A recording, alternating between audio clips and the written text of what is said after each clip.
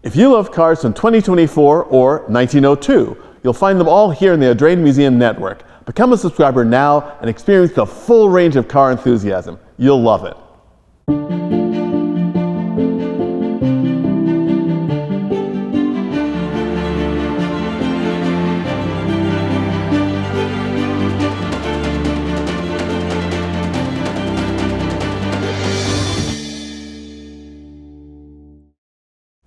Hello and welcome to our exhibition History, Luxury, Sport, Automobiles in Newport, which runs through December 8th, 2024.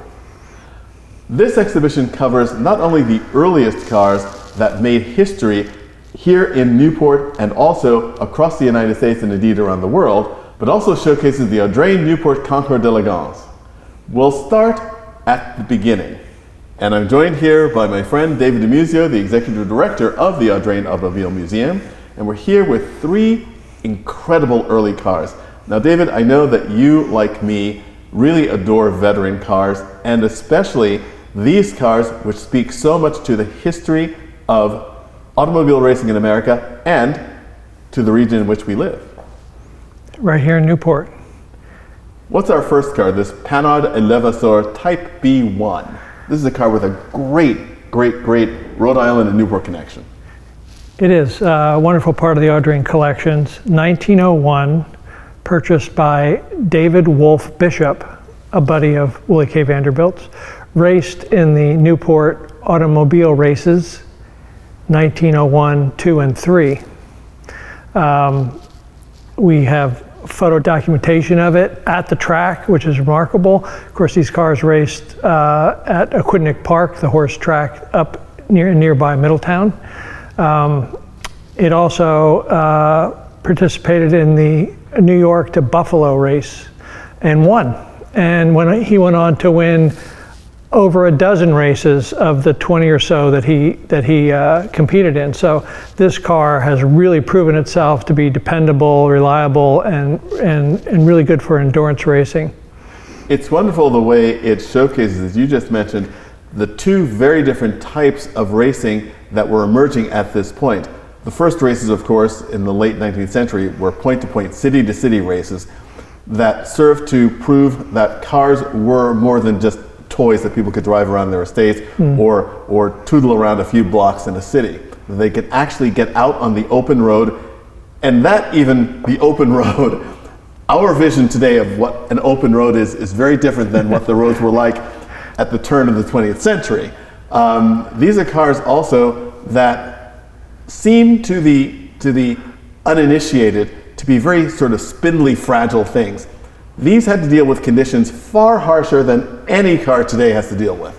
Very, very true. Point-to-point racing was an epic endurance event. There's no other way to put it. They also often comment, I only had 3 flats today, or having to deal with mechanicals on their own. They didn't have pit crews to fix things for them.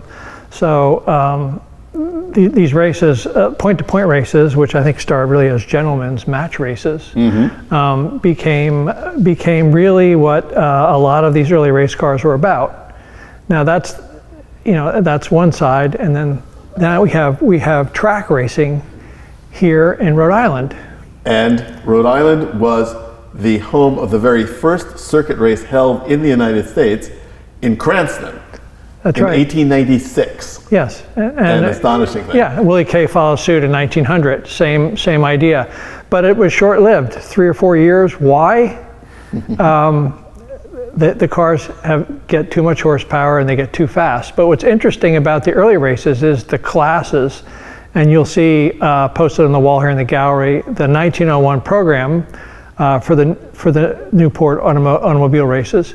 And it's really fun to see the classes, 3-wheeled cars, steam-powered, gasoline-powered under 12 horsepower, and on and on. So I think the idea was, it became a spectator event, and you could have multiple races going one after another to really include everyone that's into the new automotive scene.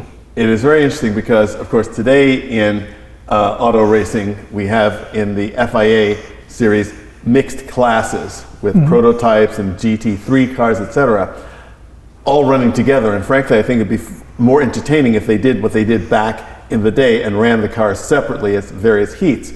And one of the other things which is really interesting, you mentioned the fact that they celebrated the fact they only had 3 flat tires in a day. The condition of the roads also were such that tires and tire technology was not keeping up with the rapid development in automobiles. Cars could go faster on really rough surfaces than the technology of the time could keep up with. And it's also great when people come to visit the gallery that they also see this Panhard and also the Winton that we'll talk about a little later on natural rubber tires. And people don't realize this is the color of the rubber of their tires. All the tires that we look at today as being black have to be dyed. And that's another thing which is very interesting. And one of the things which is also fun is that this Panhard is white. It's sort of a gray white. You don't think of early cars as being light in color. And that also happens in large part because if they were used after sort of 5 or 10 years, and these were, as you said, gentlemen's conveyances, the gentlemen who drove these cars had people to keep them clean all the time. Once they went into the hands of, for instance, the first collectors in the 1940s and 1950s, when they discovered these cars, they did not repaint them in white. They were driving them out on the road. So a lot of them became black and dark blue and the colors that we sort of associate with veteran cars today. Right, yeah, interesting point. And one of the other things, again, going back to tires, you'll see that this Panhard-Levassor carries dual spares. And you'll see interesting images of other cars during this period, for instance, in some of the European city-to-city races that will have 4 spare tires mounted on the back. Yeah, and all of which they would have used. Right, and a little later we see a progression to the earliest form of the quick release, so that the spare tires are pre-mounted on rims and can be bolted and unbolted to the wheel fairly quickly. You could do a wheel change in less than 10 minutes instead of God knows how long. Which is another very interesting point, the fact, of course, that these tires are not designed to be changed on the rim. You have to remove the rim in order to change the tire. Right. And which makes it something slightly more involved than a side of the road, quick 4 lug nuts off, new wheel on, and you go on your way. One of the things also that's so wonderful about this particular car is the fact that, and I've said this so often before, but it still amazes me. I think it also amazes you. The fact that these are cars created so long ago that can still be used in the way their makers intended. This car ran in this year's edition of the Audrain Motorsport Newport Bristol Newport Veteran Car Tour. I mean, it's absolutely astonishing. Yeah. It practically drove past the site where it had raced in 1901. And that's incredible and very exciting. And to hear these cars is also astonishing. Seeing them in the gallery is wonderful. To hear them out on the road is absolutely to hear them and see them leaking fluids by design. Yes. And just a wonderful sound and clouds of smoke from new. I mean, that's just the way they run. They're not very environmental friendly, you could say.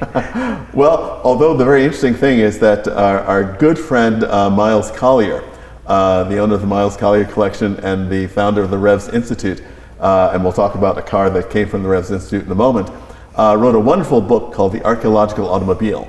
And in it, the start of the book talks about the fact that automobiles were viewed as environmental saviors because they were so much safer in terms of health than horses, the tens of thousands of horses which inhabited the cities and what they left behind. So very true. Yeah, very true. Yeah, they were. How things turn. Going back again to this Panhard-Levassor, we have to talk about the fact that in this time, you mentioned the different classes, 4-wheeled, 3-wheeled. The idea of what would become a standard automobile was still very much up in the air. You had in these races electric cars, steam cars, gasoline-powered cars, and 3-wheeled cars where the engines sometimes were underneath the seat, sometimes they were in the back, sometimes they were in the front.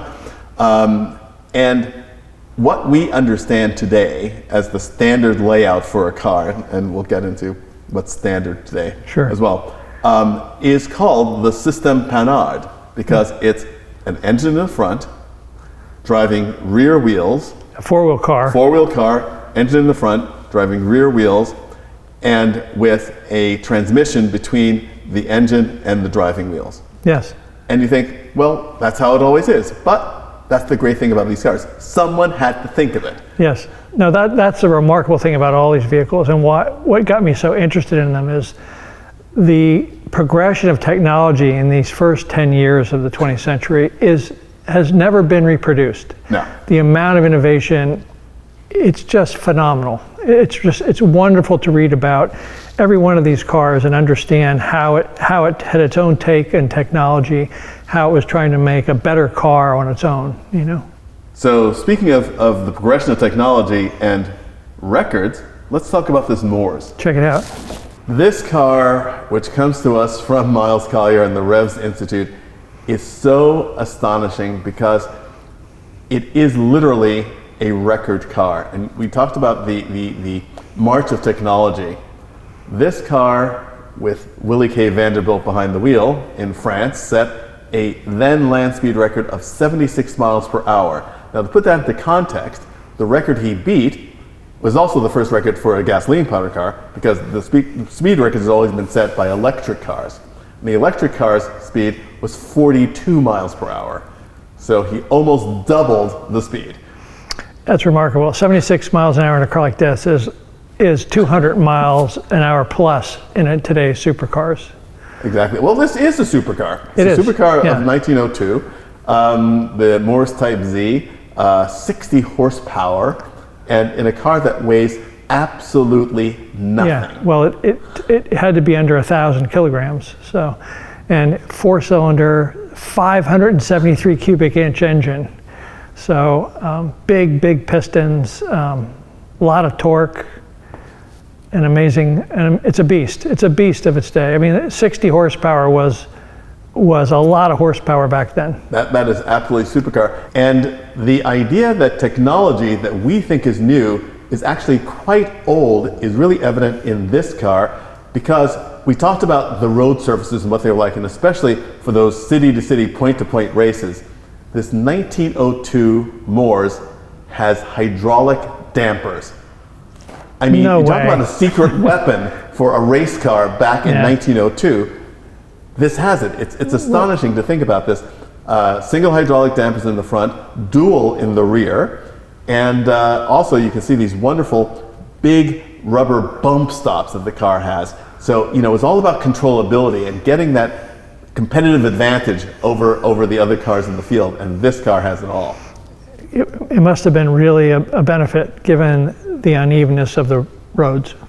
Absolutely astonishing. And we think about the range of cars available as well. In 1902, you had single-cylinder Oldsmobiles that put out perhaps 6 or 7 horsepower, and then you had a 60 horsepower beast like this. And also there's so many details on this car which I love, which sort of fascinate and amaze people when they see it. During the opening the other night, I saw all of these people looking at the fenders and said, the fenders, they're canvas. I said, absolutely, because it was quite popular to use canvas or leather for fenders at this time, because again, the road surfaces were such that a metal fender would get completely banged up and also would make such a racket that this was much more practical. And these also are very easily replaced in case you got a hole in one. So, you know, the practical element is just so amazing. Now, something which is practical but scary is the canvas door on the car and the strap which holds the riding mechanic who is sitting on a cushion on the floor of the car.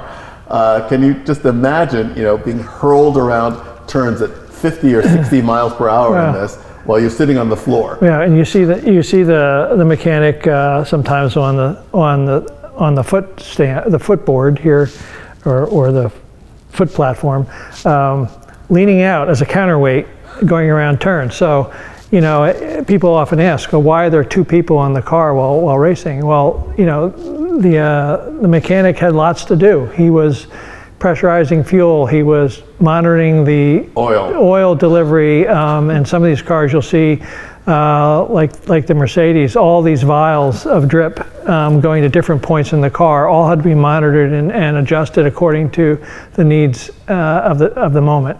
It's one of the things that when we go to the Goodwood members meeting and we see one of my favorite races are the early cars, and you see these fellows, they come out of the last turn into the chicane onto the main straight, and they're pumping to pressurize their fuel like crazy. It's like they've got to get it up so they can get it through the first turn. And you know, these are cars that you are an active part of the car. There's the engine, there's the chains driving the rear wheels, the radiator cooling things, the driver steering, the riding mechanic making sure that the fluids are being delivered properly. There is no sitting back and cruising in one of these cars. Not at all. This particular example also was the winner of the Paris to Vienna race, which is absolutely astonishing. Again, one of those great point-to-point races. And when you think about the fact that road development was more advanced in Europe than it was in the United States, but it still wasn't what we think of today as autoroutes and autostrada and autobahns. So they would run some distance on paved roads, some distance on sort of stamped, padded down sand roads, and then some on gravel, and then some just in ruts. And you know, you think about the achievement, and of course these races were horribly dangerous, both for the drivers and for spectators, because if something went wrong with one of these cars, the spectators were standing by the side of the road, and there was nothing between them and the cars. Yeah, no standard of safety in today's.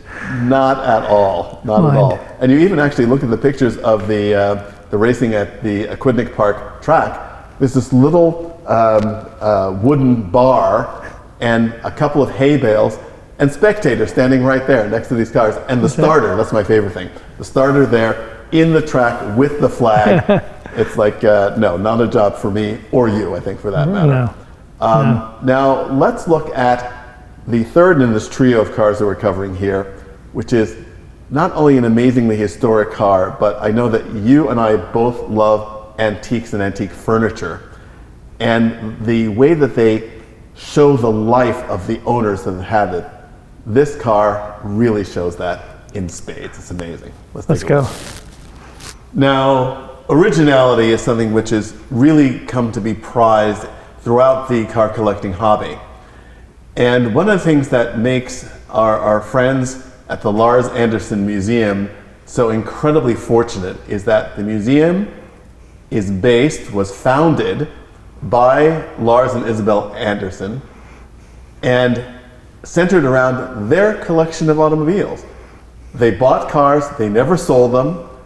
The cars went into their carriage house, they never left, and the museum was founded. And this Winton is absolutely extraordinary because it is, with the exception of the carpets, as Lars Anderson bought it and used it and then parked it. Yes, a really remarkable state of preservation. It's never been restored. Every surface you're looking at is original, with the exception of the carpet. But to see upholstery, a wood body painted, so in the coachwork tradition, really remarkable.